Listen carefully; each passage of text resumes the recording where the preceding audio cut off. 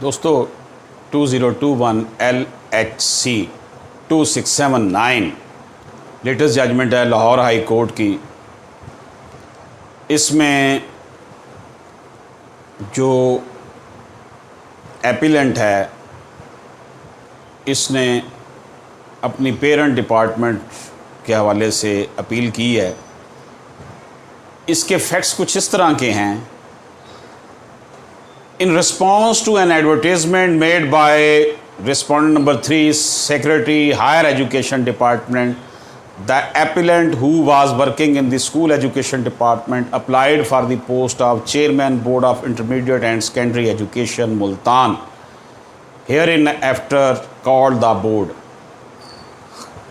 Appellant ने क्यों education department में जॉब कर रही थी, एडवर्टीजमेंट हुई कि chairman board of intermediate education की पोस्ट खाली है। एपिलेंट ने उसके ऊपर थ्रू प्रॉपर चैनल अप्लाई किया, प्रोसेस पूरा हुआ और एपिलेंट को सिलेक्ट कर लिया गया और as a chairperson of board of intermediate and secondary education appointment हो गई।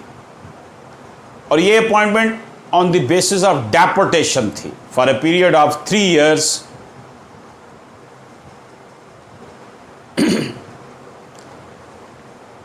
कॉम्पिटेंट अथॉरिटी ने इनको अपने पेरेंट डिपार्टमेंट में दोबारा वापस आने का कहा। ये सूरत हाल बनी।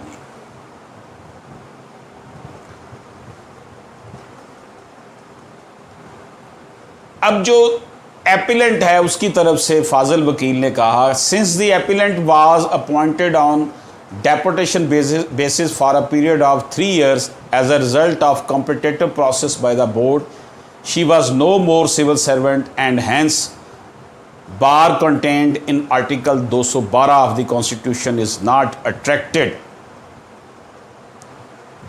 उसने कहा जनाब ये अब सिविल सर्वेंट नहीं रही, ये कॉम्पिटिटिव प्रोसेस करने के बाद बोर्ड की मुलाजम बन गई हैं। और उन्होंने रिलायंस किया Masood Abbas Rizvi versus federation of Pakistan through secretary establishment and others 2014 SCMER 799 पे। फाजिल कौंसल ने कहा कि जनाब he averts that repatriation order dated 15/3/2021 was passed by the Chief Minister Punjab, who was not competent to pass order of her repatriation. London Council further submitted that the appellant was not afforded opportunity of hearing before her repatriation. Therefore, the order impugned in the writ petition was against the principle of ordi altrum partem and in negation of Article 10A of the Constitution। जो मुझे सुना नहीं गया। जो सरकारी वकील थे उन्होंने कहा कि जनाब being on deportation does not change the status of the appellant as a civil servant. He averts that the appellant is a civil servant for all intents and purposes. Therefore, the Chief Minister Punjab was the competent authority to repatriate the appellant to her parent department. Therefore, no illegality was committed by him while passing order dated 15/3/2001।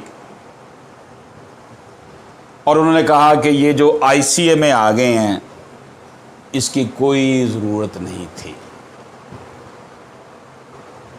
ये case था जी कि एक ख़ातून जो है वो school department की permanent मुलाजम है और वो डेपुटेशन पर बोर्ड ऑफ इंटरमीडिएट में चेयरपर्सन लग गई है और उसको उसके पेरेंट डिपार्टमेंट में जब बुलाया गया तो उसने जाने से इनकार किया है और कहती है जनाब मेरे ख़िलाफ़ ये गलत बात है।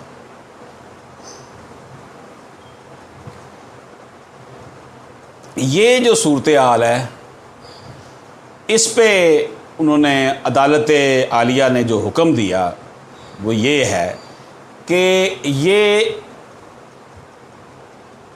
Appellant is not only a member of civil service of the province but also held the post of chairperson of the board which is working in connection with the affairs of the province. Therefore, as to the extent of the definition of civil servant, the petitioner is a civil servant for all intents and purposes. The exclusion clause attached to definition provided in section 2(1)(b) of the Act reads that civil servant shall not include a person who is working on deputation to the province from the federation or any other province or authority.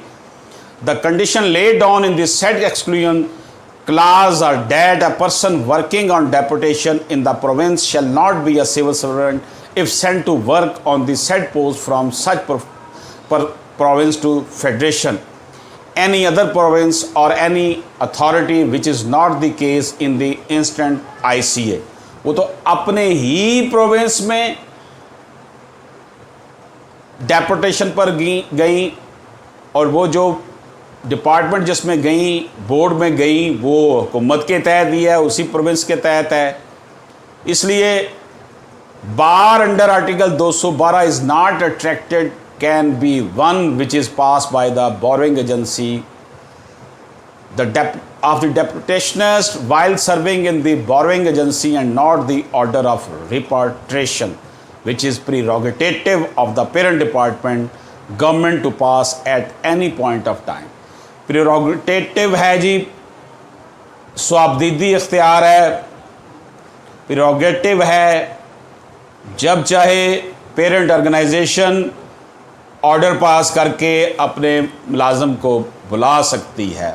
वो civil servant है, उसके ऊपर civil servant वाले तमाम फैसला जात होंगे. अब्दुल अजीज़ Sheikh justice साहब और जस्टिस अनवार हुसैन साहब ने ये ऑर्डर तहरीर किया है और इसमें यह करार दिया गया है कि सिविल सर्वेंट जो है वो सूबे में ही अगर काम कर रहा है, अपने ही सूबे में, जिस सूबे की सिविल सर्विस का वो मुलाजम है और किसी और डिपार्टमेंट में एज ए डेपुटेशन जाता है, तो उसकी पेरेंट ऑर्गेनाइजेशन जब चाहे उसे बुला सकती है. इजाज़त दीजिए. अल्लाह हाफिज़.